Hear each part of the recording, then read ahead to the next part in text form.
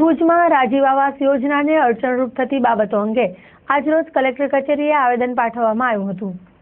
ભુજના ભીમરાવનગર વિસ્તારના 42 જેટલા લાભાર્થીઓએ 65 ચોરસ મીટરના પ્લોટ ફાળવી શકાય તે માટેની જમીન ન હોતા 8 જેટલા લાભાર્થીઓને અન્યત્ર પ્લોટ આપવા અંગે ચર્ચાઓ કરવામાં આવી હતી, પરંતુ કોઈ પણ લાભાર્થી બહારના વિસ્તારમાં જવાનું ઈચ્છતા ન હોય તે જ જગ્યાએ પ્લોટ ફાળવવામાં આવે તેવી મંજૂરી મેળવાઈ હતી, પરંતુ તે પરિવારો દ્વારા ધાકધમકી કરીને મનમાંગ્યું કામ કરવાની પેરવી કરાતી હોવાની ફરિયાદ ઉદ્ભવી હતી, જેને અનુસંધાને કર્મભૂમિ વિસ્તાર વિકાસ મંડળના સભ્યોએ કલેક્ટર કચેરીએ આ બાબત અંગે યોગ્ય કાર્યવાહી કરવા આવેદનપત્ર પાઠવ્યું હતું।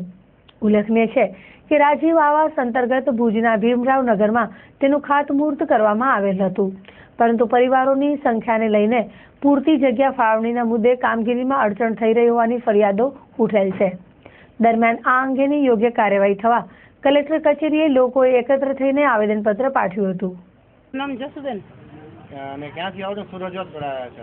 ભીમરાવનગરથી આવીએ છીએ। શું રજૂઆત છે તમારી? રજૂઆત એ છે કે અમે જે રાજ્ય આવાસ યોજનાનું મકાનનું અમે આયોજન કર્યું છે તે મકાન રાજ્ય આવાસ યોજના સરકારને જમીન આપી દીધી, ફાળવી દીધી છે, પ્લોટ છપાઈ ગયા છે, તો એમાં માણસો દારૂ પીએ ને અમારા જે ખૂટા ખોરલ છે એ કાઢી નાખે અને અમને હેરાન કરે કામ કરવાનું। રાજ્ય આવાસ યોજનાનો અમે પ્લોટ તો મળી ગયા છે ને, સરકાર રસ્તો આપ્યો છે, પહેલાનો રસ્તો હતો નાનો હતો, અમે 12 ફૂટનો અત્યારે મૂકી દીધો છે, તો હજી એ વ્યક્તિ કહે કે અમને જ્યાંથી પહેલો જૂનો હતો અહીંયા જ ખપે, તો અહીંયાથી રસ્તો કરીએ તો અમારે બે કુટુંબનો પરત નથી આવતા।